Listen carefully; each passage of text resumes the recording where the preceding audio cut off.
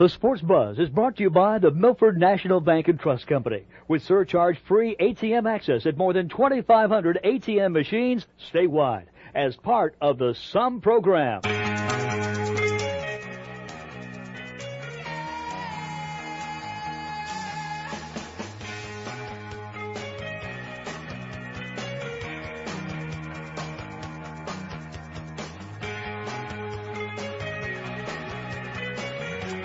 Back here on the Sports Buzz, as presented by the Milford National Bank and Trust Company. You can bank online at milfordnationalonline.com. Matt Romling alongside the voice of Milford Legion Baseball, Tim Collette, Craig D'Alessandro also with us as well. We're broadcasting live in the NewEnglandFatLoss.com studios. Lose 20 to 40 pounds in 40 days guaranteed. No exercise, no hunger, no cravings, no drugs, and no prepackaged foods. Learn more at NewEnglandFatLoss.com. Well, we're very excited about our next guest, recent graduate, of course, from Bellingham High School as the salutatorian. We'll talk to her about that in just a moment as well. But Bellingham track star Sarah Edwards joining us right now live in studio. Sarah, it's great to meet you. How are you today? I'm doing great, thanks. How are you? Very good. We appreciate you coming in and coming in on time, no trouble finding the place. We always love to hear that as well. We like them early. We like them early. We like them when they don't get lost. We always feel so terrible when people get lost trying to find us. Well, we can't thank you enough for coming in today. Let's talk about your career at Bellingham. It has been spectacular. Is it weird to hear people say that to you, to know that, to hear the word legend about what you've been able to do? I know you laugh about it, but you think about all the accolades you've had in your career, what you're able to do this year as a senior. Does it sort of blow you away? Is it something that you worked so hard at for so long that you think, well, you know, if you put the hard work in, you're able to achieve goals like that? Well, it's a little overwhelming, but at the same time, it helps humble me, because then when I get to that big stage where I'm able to run those big races, it kind of keeps me grounded. Like, I know that I'm a big fish in the pond here, but I can kind of just keep my cool when I get to those big races and I'm up against the competition against the whole country. What was going through your mind, though, and what, you know, ended up being the end of your high school career, you know, in the state title in the 800, to end it that way? How good of a feeling was that? Well, I was really excited that I was able to finally end with a state championship in track. Over, you know, the past 4 years, this year finally got a state championship, and it was this fall in cross country. And then I kept going through my seasons thinking, wow, like, the 800 is my event, but I still haven't won a track state championship. So when I finally won it, I was really, really excited to finally get that under my belt and be able to say that I was a state champion. But at the same time, I was actually pretty disappointed with my race at All States. I wanted to try to take a stab at the state record there, which was 2:07, set by Karina Shepard my sophomore year, who was an amazing runner, and I looked up to her greatly. Although I didn't know her personally, she was just kind of like that idol that I had out there. She was with Bellingham, or she was with a different school? No, she was from Drake. She is running at Stanford now. Oh, okay, wow.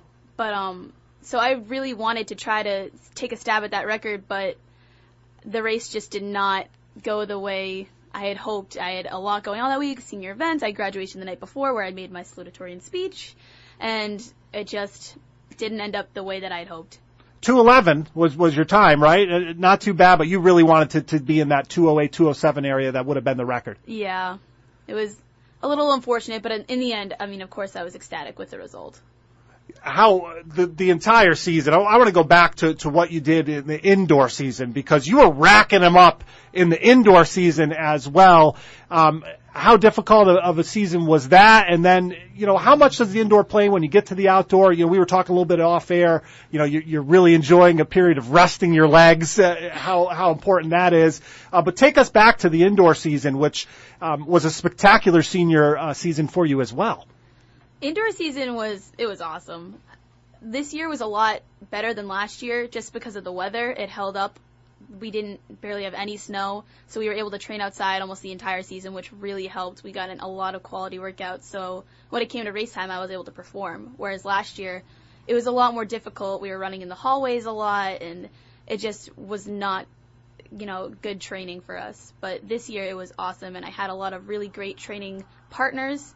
on our boys team who I love and I think that they're just as much responsible for my success as I am. And it's just an incredible season. I mean, between, the 1,000 where I ran that 2:47, I was really, really excited with that. My best last year was a 2:54. And then I ran a huge PR in the mile at the 4:51, although I was a little disappointed with that one. And then I ran 2:07 in the 800, which was just probably the highlight of my career. I mean, I was an All-American, and that was something that I had my eye on for over a year. I was so, so happy. You seem like you're a tough person to impress in terms of your own self-performance. I hear a lot disappointed, and then you look at the results, and you're, top 5, if not the top spot. Is that sort of how you operate internally to motivate yourself to be able to achieve at the level you have? I think that I'm definitely my harshest critic. As soon as I get something that I want achieved, I have a new goal that I want to set. I ran that 2:07 at Nationals, and I think it was about the next 4 steps after the finish line where I was like, I'm so excited. I can't believe I did that. I'm so happy. And then immediately my next thought was, I want to run a 2:05. Well, and I would imagine that kind of mentality probably serves you well in terms of your academics. Obviously, your track and field accolades speak for themselves, but the fact that you were able to maintain training for those events and those seasons, and then also come through as the salutatorian of your class, that the dedication there to both training and schoolwork must have been exhausting. Oh yeah, I mean, I didn't have a lot of free moments throughout my high school career, but it was all worth it to me. I'm very competitive with myself, with my friends, with everyone. I turn basically everything into a competition, and sometimes it intimidates my friends, and sometimes they don't like it. But that's kind of how I operate. Everything is a competition for me, and that's how I'm able to try to be successful. How, getting back to just to sort of amplify or carry on what Tim was saying, talking about being the salutatorian at the graduation, which you just walked, a class of 52 at Bellingham. Now, I come from a high school. We had a class of 48, Sarah, so we can even beat you that. I can even beat you there, 48 versus 52. But how close-knit of a group. And I know, you talk to the underclassmen too, when, at a small school, that happens more so than maybe at the big schools. But, 52 kids, how close-knit a group were you? And how difficult was it to say goodbye to everyone? And your speech, both of you, the valedictorian too, some good things in there from both of you, good advice for your fellow graduates. I'm pretty sure that was a misprint. Oh, it isn't? How many is it? I think it is. I was there. We had a class for as long as I knew of about 150. So this is completely wrong. I think so. A lot of people Thank you again. saying to me, wow, that's not a lot of kids. And I'm like, well, I know I have a small school, but I'm almost certain that my entire high school career, it's been around 156, 160. Yeah, I've had a lot of people bothering me. It's way more than 51. Yeah, so, I mean, we were still very close. Yeah, it's still a small school. I knew almost all of the kids pretty well. We all had, that moment in our high school careers where we had touched each other's lives, but especially the valedictorian and the gentleman who came as the third in our class, we were all best friends. Both of those boys were my training partners for track throughout my high school career, and they were also some of my closest friends. I was with actually both of them at the beach yesterday. So, finishing together at the top of our class and being able to finish our track seasons together, it's going to be really hard for us to say goodbye, especially because for us three, at least, I'm going to Virginia. The gentleman who came in third is going to UCLA, and then my friend who was the valedictorian is going to BU. How about Kyle Martin's comments? I thought yours were very good too, but I really liked what he had to say. Talked about sudden change creates discomfort and subsequent dissatisfaction. But however, the past 4 years have taught me that discomfort and dissatisfaction leads to growth. That's really important for young people to hear, that life is, we're all told we're all supposed to be happy all the time. That's just not the way it is. You have to go out there and you have to be challenged and you have to have some tough times, and that's how you find success. I absolutely agree. I mean, if there wasn't something there pushing you to do it or making you uncomfortable or putting you in that situation where you want to change, then you're never going to. You'll never grow. You'll never get better. I think what really attracted me to track was when I went out and I ran my first 800 my freshman year, and I broke our school record. And I was like, whoa, wait, there's something I can do here where I can change something. There's something there that I have to work against, you know? So, I mean, Kyle's he's brilliant person. So you're very competitive. How mind. close were you to getting him for valedictorian? How close was it? I believe it was about 0.2. So you knew exactly what it was. 0.2. You almost, were you right there at the end? Were you trying to catch him? Did you know you had a shot? Actually, I didn't think that I would ever catch Kyle. I know Kyle personally, and I just was like, he's a little bit out there ahead of me. I was actually really worried about my friend who came in third, Darius. Okay. We had been flip-flopping all of high school. Junior year, every single quarter, it was changing who was 2 and who was 3. And then at the beginning of this year, I ended up changing to 2, and it didn't change back. But the whole year, I was so nervous because you're running a lot of races. My friend Darius he's brilliant too. He's just he's one of those people that, you know, like the most smart people in the world are just kind of like, you don't even know if they're all there because they're just like off in their own world. Like, that's him. He's a brilliant pianist. He does concerts and like gets paid. Like, he's just amazing. So I was actually a little bit scared the whole time. I wasn't really looking to overcome anyone. I was just trying to watch myself. That's sometimes a lot harder than trying to leapfrog somebody, is to try to keep the person behind you. Yeah. It's certainly difficult. Well, I want to talk about the college recruitment process. You're headed to Virginia Tech. What was that process like? How many schools did you look at, and you know, what were the visits like? Well, when I started recruiting, I was really lost because my sister, she played basketball in college, but she just went D3. She was kind of like vaguely recruited, but it wasn't too big of a deal. So nobody in my family really had any idea what was going on. So we kind of just started looking at schools that, number one, had Division I track, because that's what I wanted to do. And then number two, had something to do with my major or something where I could go to grad school for my major. So I want to be an interior architect. So I was looking at schools that had engineering or architecture, anything along those lines. Virginia Tech has all that. Oh yeah, they have an amazing interior design program, so I'm super excited about that. But so when I started looking, it was really vague. About this time last year, I had 13 schools on my list, which was really overwhelming. When I went to nationals last year in North Carolina, me and my mom stayed an extra 3 days, I think it was, and we toured 3 other schools. We toured Duke, Davidson, and Wake Forest. And those were all really beautiful schools. I'm not going to any of them, but I loved it. It was just a beautiful place. It just didn't end up working out.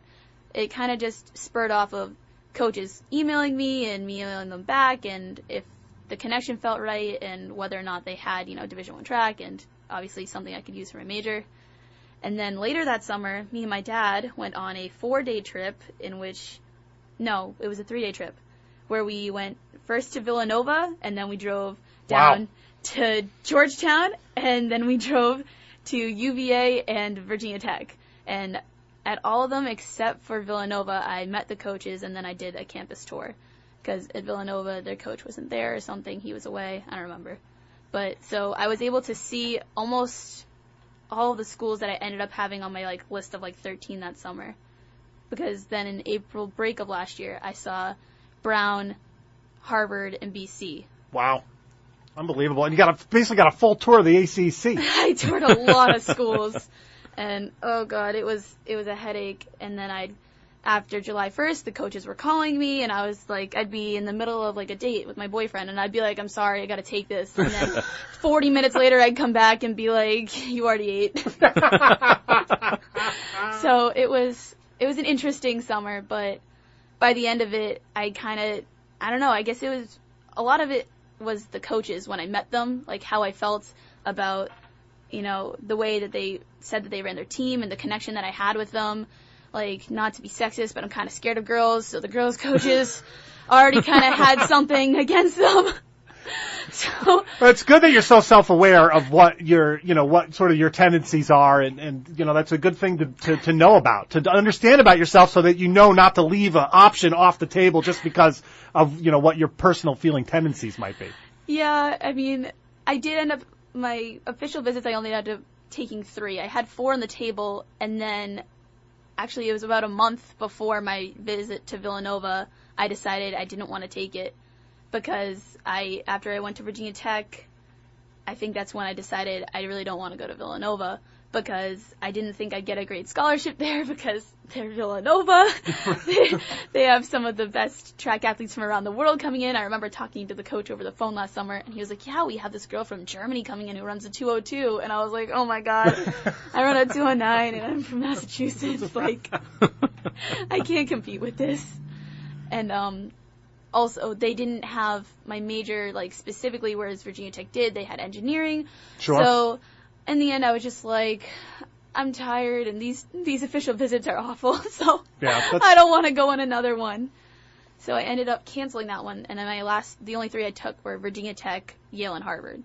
Oh, those are three pretty good options to take, that's for sure. Yeah, absolutely. And just when you put everything together with the visits and talking to the coaches, did you really know right away that Virginia Tech really just offered all around everything that you were looking for? When I went on my visit to Virginia Tech, it was, I mean, it kind of felt like I knew that's where I wanted to go, but at the same time I didn't want to admit it because I knew that if I got a chance to go to Harvard, that'd be really hard for me to pass up. Sure. Just because of the connections and, like, the reputation and all that kind of stuff.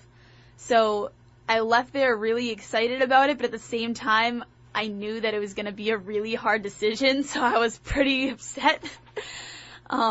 But I think what really made the decision for me at the end was, like, when I was talking to the Harvard coach, they said, we're not really sure about, how many girls we're going to be recruiting specifically for the 800.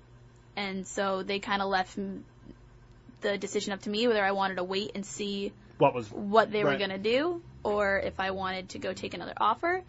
And at that point, I didn't want to risk anything happening to my scholarship at Virginia Tech. And in the end, Virginia Tech had everything I wanted, like, more than Harvard did. They had specifically my major. They had a better mid-distance program. Like, at least in the past couple of years, they've had some amazing runners take leaps from, Hannah Green, for example, went from 2:16 in high school to 2:01 as a sophomore, which is incredible. They had a couple other girls go from, like, 2:13 to 2:08 and, like, 2:13 to, like, 2:06. So, like, they just got some magic going on in the mid-distance area, and I want some of that magic. And then it was the team, really, I think, that did it for me. When I went on my official visits, everybody's nice because they want you to go there, and the coaches are like, be nice. But then there was just, like, this step when I went to Virginia Tech where it was like, these are just nice people. Like, there was this concert that happened there that me and the other girl who were on our official visit didn't know about. And so all the girls are so excited we're going to go see this concert that's on campus, and they're all getting, like, dresses and putting on makeup, and we're like, all right, I have running shorts or athletic shorts. And they were like, go through any of our closets, put on whatever you want, you can use our makeup and our hair wands and blah, blah, blah. Like, that's just something, like, I was like, I don't know if I would do that to a total stranger. Right. But they were just so nice and welcoming, and I felt like, Virginia Tech's little kind of motto thing, one of them is, this is home, and, like, that's how I felt when I was there. I was just, felt so welcomed, and, like, I felt a part of the team already. So I think that's what really did it for me. Yeah, we've had a lot of local athletes in studio. It's difficult to make that decision to leave the home state, isn't it? Even when you have all those options, a lot of kids certainly do it, but others, it's difficult to make the choice. But when you have such a great option like that on the table, did that make it a little bit easier? I'm sure, you're worried about leaving home, but probably also very excited as well. My sister goes to college at Simmons, so she's right in Boston, and I've seen her, like, she's home, almost every weekend, just mainly to see, like, me at my track meets and to see my brother and that kind of stuff. Not because, like, she doesn't have anything to do at school. Right. But I saw that, and I kind of just, I wanted to do my own thing a little bit. And I'm a little scared to leave the structure that I have here at home, if I ever need anything, my mom will make me eggs in the morning, and, my dad will go grab me ice so I can take an ice bath. But you'll be grabbing all that yourself. You'll be cooking all those eggs yourself. Well, you can go down to the cafeteria. So I'm a little worried about not having the support system that I have here at home, and knowing that if anything goes wrong, my sister's a train ride away or like a 40-minute drive. Sure. But at the same time, I'm kind of excited to just do my own thing and kind of live my own life and go experience a different part of the country. I think it's going to be really exciting. Talking with Bellingham track star Sarah Edwards, also recently graduated, of course, from Bellingham as a salutatorian. She'll be headed to Virginia Tech. Before we let you go, Sarah, talk a little bit more about Bellingham, your coaches there, and just maybe some of the memories that you'll take from there. And Bellingham has got a great athletic program. They really do. What Coach Baker's done over there over the years, there certainly seems to be a lot of pride across the board from your athletes. It's been a fun time, too, at Bellingham. There's certainly been a lot of winning going on between the basketball team and then also, of course, with the softball teams as well. How fun was it to participate in athletics at Bellingham? Over the years, it's been one of the best things that I ever did in high school. I mean, I almost didn't run track. I did it because my sister did it, but obviously it's been one of the biggest things that has changed my life ever. So I definitely think that it was worth doing, and I loved participating in sports. It's one of the things that keeps me going. It keeps me excited. It keeps me motivated. That's why I'm going to school, so I can go to sports after school. Right. But particularly with my coach, Mr. Cass was phenomenal to have over the past couple of years. It was so great to work with him, especially because for most of the seasons that he had me, he wasn't even really my coach. He was the boys' coach, but he kind of took me under his wing, and he let me train with the boys, and he helped me with my race plans, and he helped me, decide which events I was going to do. And not only was he a coach, but he was also kind of a mentor and just like a friend to me, even in things that didn't have to do with the race, when I was kind of having family issues or if I was stressed about homework and Sure. I have a test tomorrow, but I have a race tomorrow, and he just kind of kept me level-headed and, kept my head in the race, and he was just amazing, and I'm going to miss him so much. I'm really, really kind of nervous to not have him there because he's the one who's kept me sane a little bit these past couple of years between training and schoolwork and everything else that teenage girls deal with, But Bellingham sports, although, sometimes Bellingham athletes can be a little down on themselves because some of our sports aren't too successful, I don't think any of them would ever change the experiences they've had because we all love doing it. Whether we win or we lose, we're all in it together, and it's just so much fun.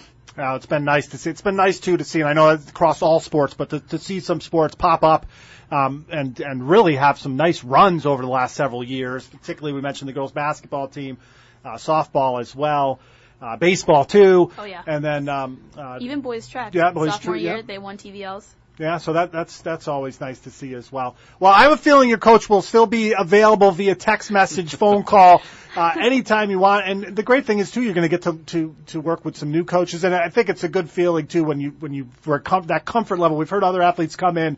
Local athletes come in when they've chosen their college, and boy, it's that comfort level with the coaching staff, how they react with you, how they treat you out of the gate, how they go about their business, that really helps lock the deal down and make you feel comfortable that you're going to have the support system you need. Because you mentioned how difficult it is to have a test the same day as a race day. That's not to get you scared, but that will be ramped up even another level. Oh, yeah. At a very good school like Virginia Tech. So, but the thing is about those colleges that they'll have good support networks, and if you're someone willing to go out and find the support you need, it will be there if you're looking for it. Lucky for me, my coach won't be a girl, so I'll be comfortable.